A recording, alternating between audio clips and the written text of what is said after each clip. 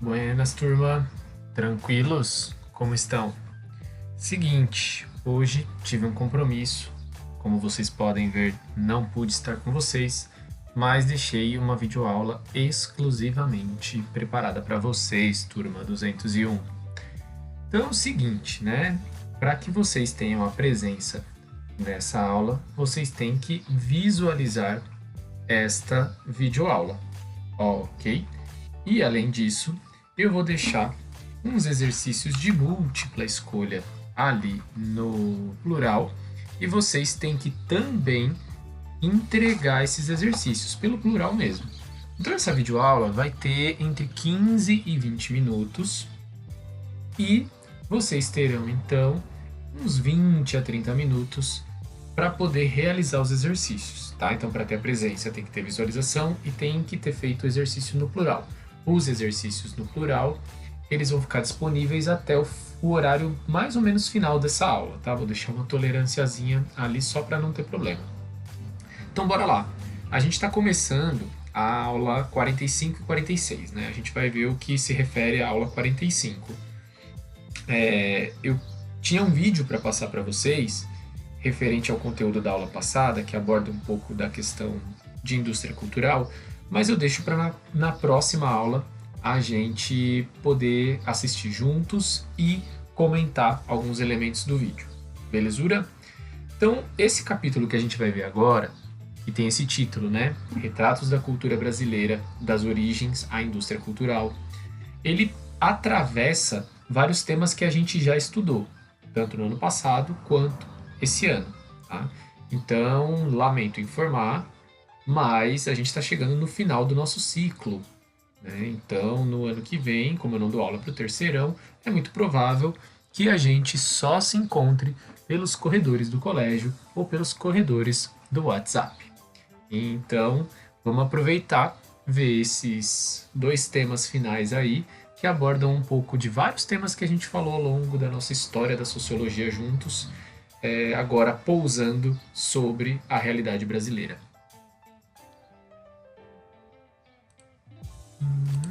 Ai, belezura. Identidade nacional brasileira. O que marca a gente como brasileiros e brasileiras? Qual é a característica do nosso povo? E qual a origem ou a raiz dessa nossa característica, dessa nossa identidade? Ah, como eu queria saber o que vocês estão pensando. Pois é, né? Já estava vendo ali, ó. Pedro, Rafa, Ali, Mohamed. Todo mundo ali, ó, deixando um comentário. As Mares. Mas enfim, não tem nessa aula, né? Bora lá então. Vou dar uma pista do que está no nosso tema. Olha só, uma charge aí. Bem simples. Dá para entender, né? Acho que deu para pegar um pouco de onde a gente vai partir. A gente vai partir da página 41 do nosso livro. Bora lá então. Na página 41 a gente tem essa mesma charge. E aí a gente tem um texto. Vamos fazer a leitura juntos? Então aqui, ó. Este é o texto de um fragmento, né, do texto de Darcy Ribeiro, que foi um dos, se não o mais importante antropólogo brasileiro. Deixa eu tirar um pouquinho. Aí, bora lá. É um pouco longo, mas é simples.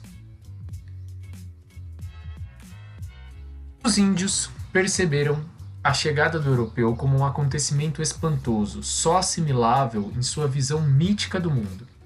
Seriam gente de seu Deus Sol, o Criador, Maíra, que vinha milagrosamente sobre as ondas do Mar Grosso? Não havia como interpretar seus desígnios. Tanto podiam ser ferozes como pacíficos, espoliadores ou dadores. Provavelmente seriam pessoas generosas, achavam os índios, mesmo porque no seu mundo mais belo era dar que receber. Ali, ninguém jamais espoliaria ninguém e a pessoa alguma se negava louvor por sua bravura e criatividade. Visivelmente, os recém-chegados saídos do mar eram feios, fétidos e infectos. Não havia como negá-lo. Aquele desencontro de gente índia que enchia as praias, encantada de ver as velas enfunadas, e que era vista com fascínio pelos barbudos navegantes recém-chegados, era também o enfrentamento biótico mortal da rigidez e da morbidade. A indiada, indiada, foi mal. A indiada não conhecia doenças, além de coceiras e desvanecimentos por perda momentânea da alma. A branquitude trazia da cárie dental a bexiga, a coqueluche, a tuberculose e o sarampo. Desencadeia-se ali, desde a primeira hora, uma guerra biológica implacável. De um lado, povos peneirados nos séculos e milênios por pestes a que sobreviveram e para as quais desenvolveram resistência. De outro lado, povos indenes, indefesos, que começavam a morrer aos magotes. Assim é que a civilização se impõe, primeiro como uma epidemia de pestes mortais, depois pela dizimação através de guerras, de extermínio e de escravização. Entretanto, esses eram tão só os passos iniciais de uma escalada do calvário das dores inenarráveis do extermínio genocida e etnocida. Belezura, dei um tempo aí para poder refrescar um pouco a mente, várias palavras difíceis, mas já dá para ver de qual contexto a gente está partindo. Do encontro entre os povos originários que aqui estavam e o colonizador europeu. E aí esse choque cultural e também um choque biológico, porque está tratando da questão das doenças que vieram trazidas pelos europeus, as quais eles já tinham resistência para muitas, e os povos que aqui estavam não tinham. Um vídeo interessante que eu indico para vocês pegarem um pouco dessa questão é um vídeo do canal Nerdologia e que se chama Aliens e Incas, alguma coisa assim. Então ele vai falar dessa questão da falta de imunidade para doenças simples que os povos originários aqui tinham. Vale a pena. E embaixo a gente tem aquela shard, né? Bom, adeus ao sonho da casa própria. Bora voltar para a apresentação. Vamos lá. 2 lembretes que a gente tem que ter para debater esse tema. Os significados, as definições de cultura e de identidade. Como a gente viu no ano passado, segundo o antropólogo britânico Edward B. Taylor, cultura é todo aquele complexo que inclui o conhecimento, as crenças, a arte, a moral, a lei, os costumes e todos os outros hábitos e capacidades adquiridos pelo homem como membro de uma sociedade. Estou usando as palavras dele, por isso que aparece aqui homem, tá? Mas a gente tem que sempre lembrar de substituir esse termo homem por ser humano. Firmeza, vamos dar andamento. Então, cultura nada mais é do que toda a produção consciente de um povo e que dá sentido à sua existência e por isso é passado de geração em geração. Beleza? Comunicação, crenças, leis, ferramentas, tudo isso. E identidade? Identidade tem a ver com a qualidade daquilo que me representa. É a expressão do que eu sou.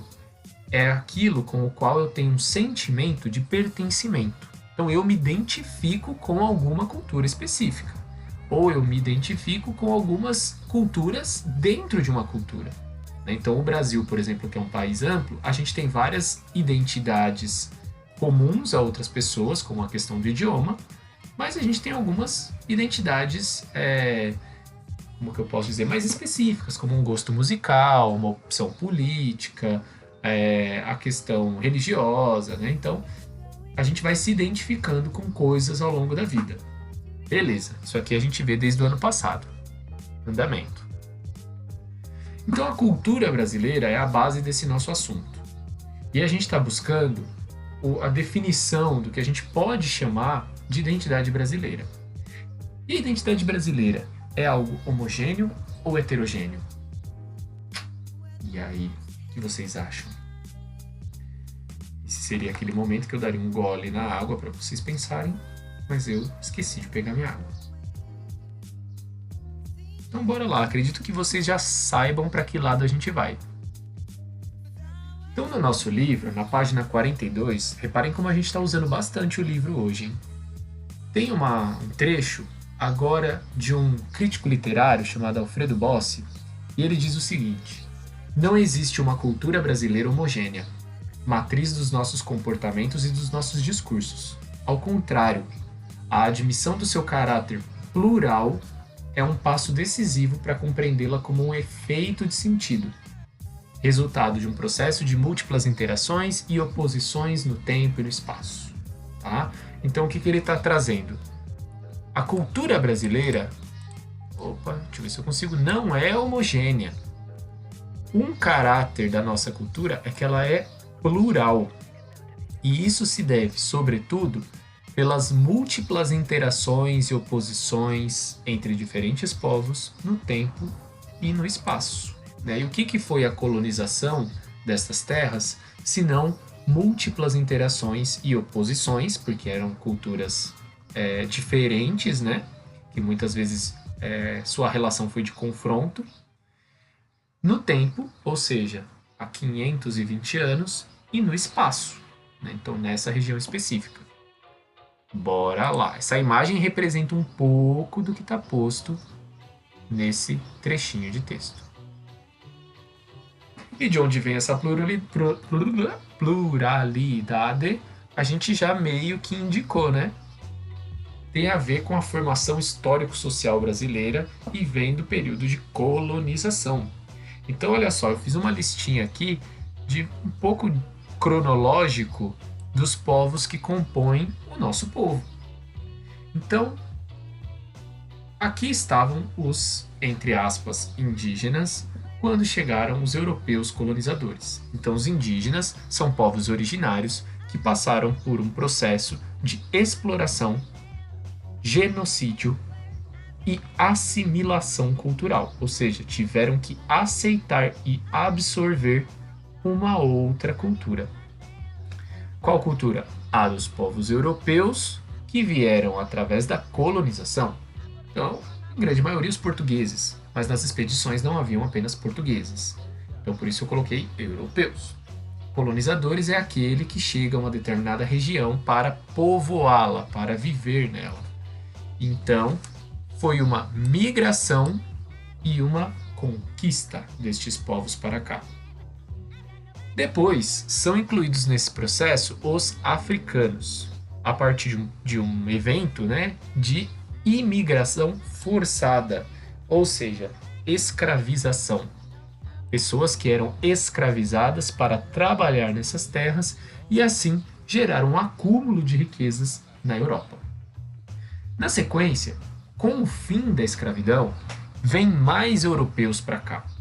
Então, esses imigrantes que vêm agora como trabalhadores assalariados cumprem também uma função de embranquecimento do povo brasileiro, uma vez que aquela grande quantidade de escravos, ou ex-escravos agora, teria liberdade para assumir postos de trabalho, para poder constituir suas famílias e ter alguma liberdade. Lógico, não vamos entrar aqui nas problematizações, que a gente sabe que o negócio não foi um mar de rosas assim. E por último, vem também asiáticos, né, que vêm como imigrantes, trabalhadores assalariados, mais dóceis do que os europeus que tinham vindo, né?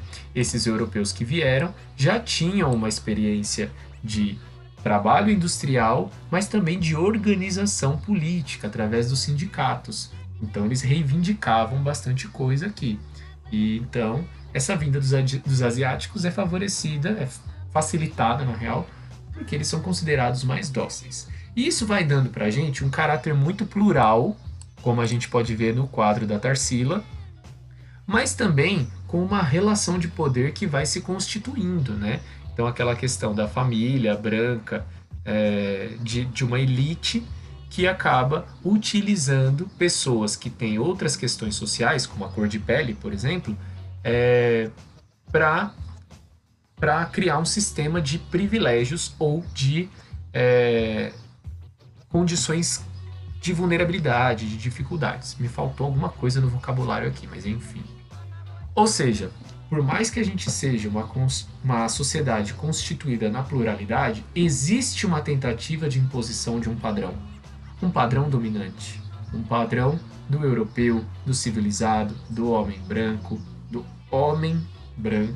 cristão. Né? Então, é um padrão que vai tentando passar por cima dessa pluralidade. Não é só uma colônia brasileira, né? Isso aconteceu em toda a América Latina. E eu trouxe aqui, ó, uma obra de arte, um quadro, uma tela pintada pelo espanhol Modesto Brocos em 1852, quando ele estudava na Escola Nacional de Belas Artes do Rio de Janeiro, tá? Lembrando uma coisa, o Brasil era uma república desde 1822. Quando ele pintou essa tela em 1852, já havia alguns tensionamentos pelo fim da escravidão. Então, reparem, essa tela se chama A Redenção de Can. Tenta pegar algum elemento nela aí que identifique o que a gente está falando.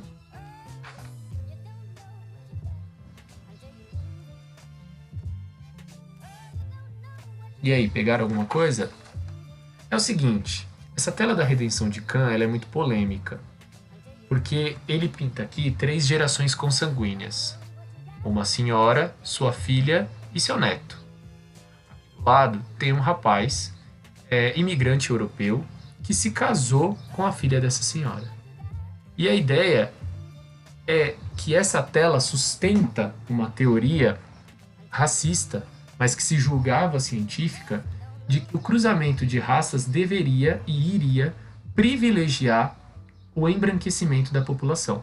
Então essa senhorinha, que está numa posição de agradecimento aos céus por uma dádiva, por um milagre alcançado, ela está agradecendo que a sua filha, que nasceu mulata, ao se juntar com o branco europeu, ou seja, com aquele padrão que se impõe, teve um filho branco.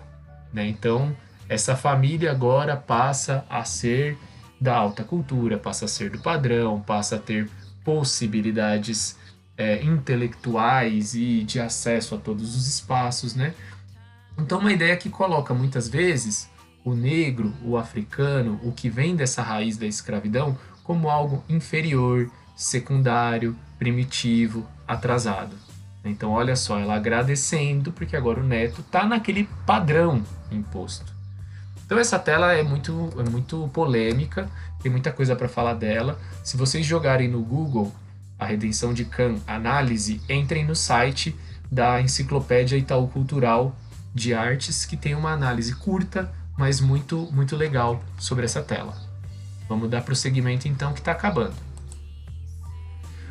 Confirmando tudo isso que a gente falou, tá ali de novo Alfredo Bossi.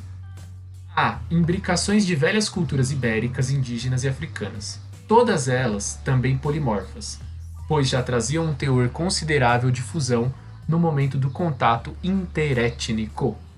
E há outros casamentos mais recentes de culturas migrantes, quer externas, como italiana, alemã, síria, judaica, japonesa, quer internas, como nordestina, paulista, gaúcha, que penetraram fundo em nosso cotidiano material e moral, sem esquecer a presença norte-americana que vem representando desde a Segunda Guerra Mundial uma fonte privilegiada no mercado de bens simbólicos. Então o que ele está falando aqui? Que além da imbricação, do cruzamento de culturas que vieram de outros continentes para cá na época da colonização, a gente tem também as migrações internas, né, de povos, de pessoas, de população do norte e do sul que vão se encontrando em outros lugares e assim dando ainda um caráter de movimento para a nossa identidade. Fora a influência que os Estados Unidos têm, por todo o seu poder cultural, militar, econômico, por essas terras também. E essa pluralidade cultural ela não é caótica por si só. Se tem um respeito pelas diferenças culturais, pela identidade e pela alteridade, isso tende a ser extremamente enriquecedor para a gente. Porém, a gente sabe que na prática a teoria é outra, né? E aí, quando a gente fala dessa influência simbólica dos Estados Unidos na nossa cultura, como fica essa questão? Quantos filmes brasileiros vocês assistiram esse ano? Quantos filmes de Hollywood vocês assistiram esse ano? Quantos livros vocês leram e tem autor da América do Norte. Quantos livros vocês leram de autores sul-americanos, asiáticos, africanos? Você conhece um autor africano?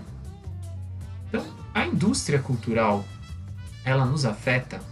Implica em alguma coisa na nossa identidade? Bom, é isso que a gente vai começar a buscar. A gente foi buscar a origem da nossa identidade, que é plural. Agora vamos ver para onde vai isso com a indústria cultural. Então, eu vou deixar lá os exercícios, vocês fazem. Na aula que vem a gente vê um vídeo, troque ideias sobre isso e avança um pouquinho mais. Falou, é isso, nos vemos em breve. Bom final de semana. Fui!